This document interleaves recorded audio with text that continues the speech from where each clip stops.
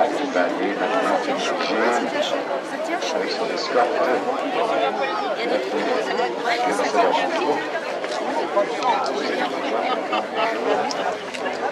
Il va rejoindre la délégation ici.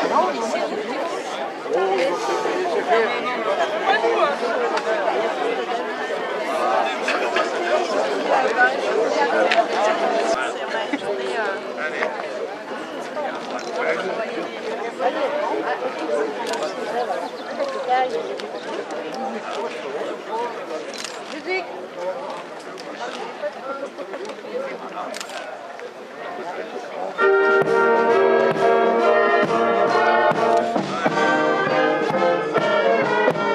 Dans les pays musulmans, c'est le versement après les tirs.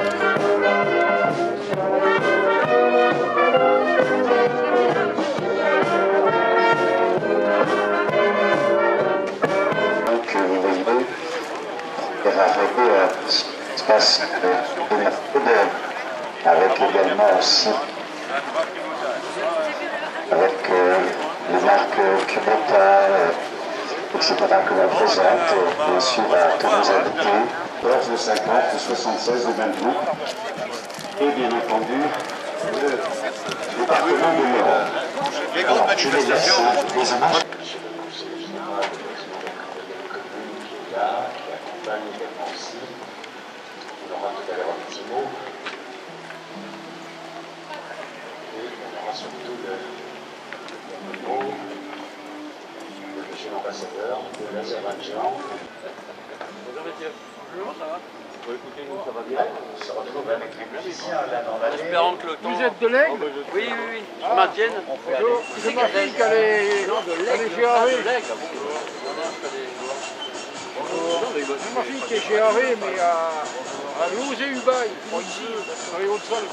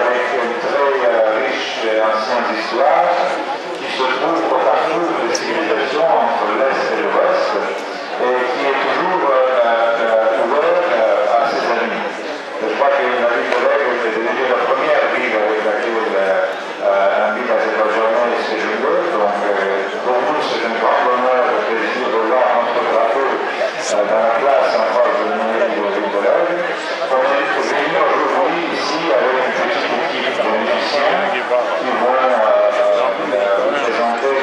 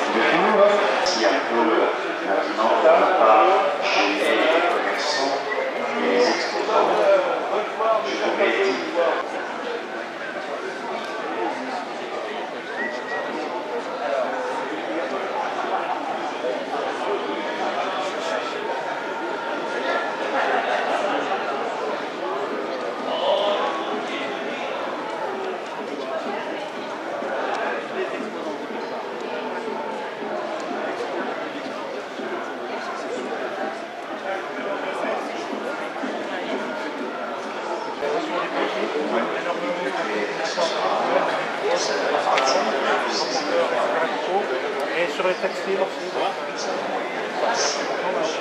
a des efforts organismes, avec plein de machins.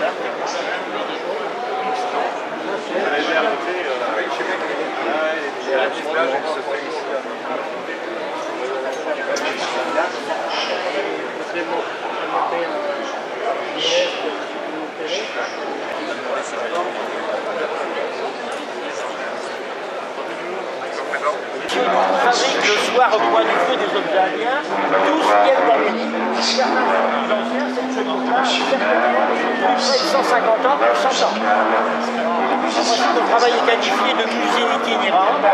Voilà, l'itinérance m'a amené à l'Aigle pour mon plus grand plaisir. Et c'est bien que les organisateurs, dans l'histoire de l'Amérique, n'aient pas oublié l'histoire de ses premiers habitants de l'Amérique. Donc, moi je suis heureux de vous accueillir, et d'ailleurs, à mon avis, je devrais accueillir un bon nombre d'habitants et de visiteurs pour toute la foire. Ça va passionner les enfants en tout cas. Ah oui, oui. Et puis comme on n'est jamais que des grands enfants, à mon avis, un bon nombre d'adultes devraient également, l'expérience le prouve, que ce soit autour des objets eux-mêmes, autour du bison qui est là, c'est toujours des choses un petit peu impressionnantes, un bison d'Amérique également. Donc je suis... Écoutez, bienvenue Merci. et merci de votre prestation.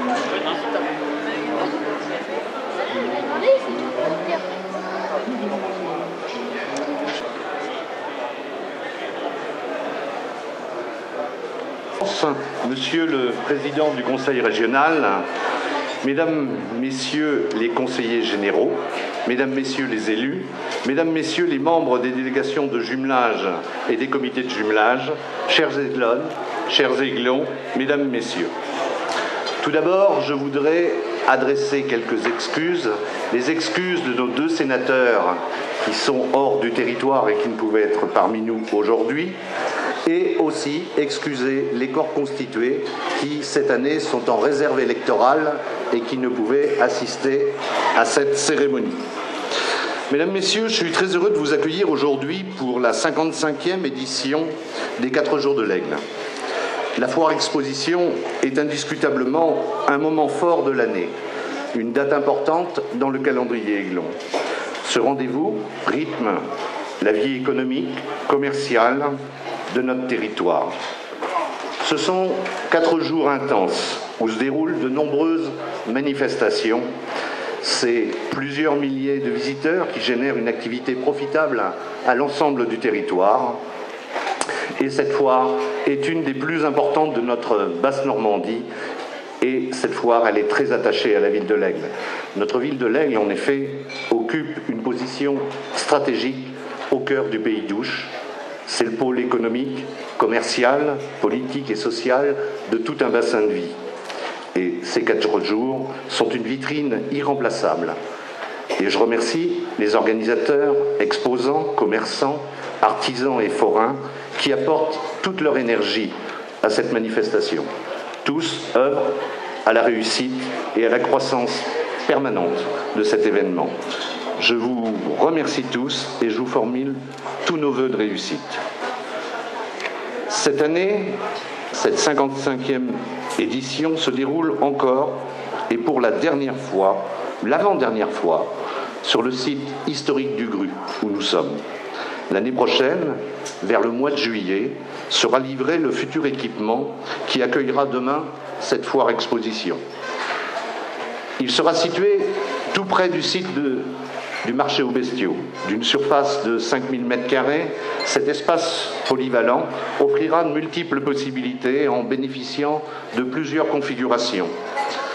Un espace de congrès, séminaires pour foires et salons et autres événements.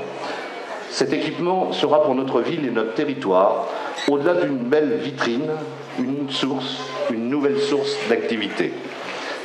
Quant à la salle Jacques Michaud, qui accueille tout au long de l'année de nombreuses activités, et pendant la foire, la traditionnelle chaumière du Cervelas, elle sera reconstruite au sein du nouveau site. Plus vaste, elle sera parfaitement équipée, notamment d'une cuisine, d'un vestiaire et de ses sanitaires. Celle-ci continuera d'accueillir cette institution locale dans le respect et l'esprit de ses fondateurs. Et à ce moment, je voudrais saluer leur mémoire. Je pense bien sûr à M. Norsini, Jacques Michaud et Marcel Gay, qui furent les chevilles ouvrières de la chaumière du Cervelas.